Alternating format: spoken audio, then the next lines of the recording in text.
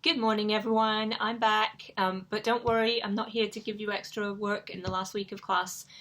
What I am here to do is actually suggest, as an optional fun thing, if you want it, a little kind of writing exercise, warm up, loosen up prompt that people find these sorts of things can be helpful if they're getting blocked with their writing or if they're just sick of it and they want to do something else for a minute, but still keep in the writing zone, frame of mind. And so, if you want to use it that way as you're working on your final projects, that's fine. But if you want to not do that and just focus on what you're up to with the final submissions, that's also completely fine. So this is not a mandatory task. This is an optional extra thing. You could also just do it later after you've finished your final submissions if you want. So here is the prompt. It's like a little game where you go to your phone, you go to the last text message that you sent, and that's your first line of whatever it is you're writing. So fun thing about this is you can use this for a story, but you could also use it as the first line of a poem, a song, a play, a TV show, any genre, any form of writing that you're interested in doing. So that's the only rule, is that the last text you send is the first line, except that there can be no resemblance in the story or in the piece you're writing to the original context of the text. So whatever it was about or whoever it was to in real life, it's not for them anymore and it's not about that anymore. So you have to that's the only creative constraint, is it has to bear absolutely no resemblance to the original use of the words in that text. There's also an advanced version where you take the last three texts from your phone, and the first one, the very last one you sent, becomes your first line. The third to last one you sent becomes your last line, and then the second to last one you sent has to go somewhere in the middle.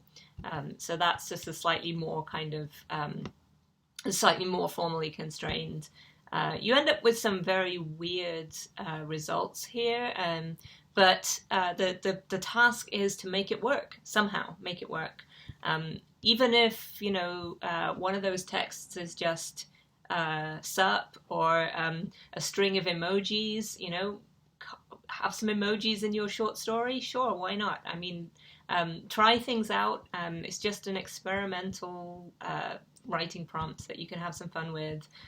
If you get something that you like and you want to, or something that just you think is funny and you want to share it with other people, you can pop it up on the Canvas open thread.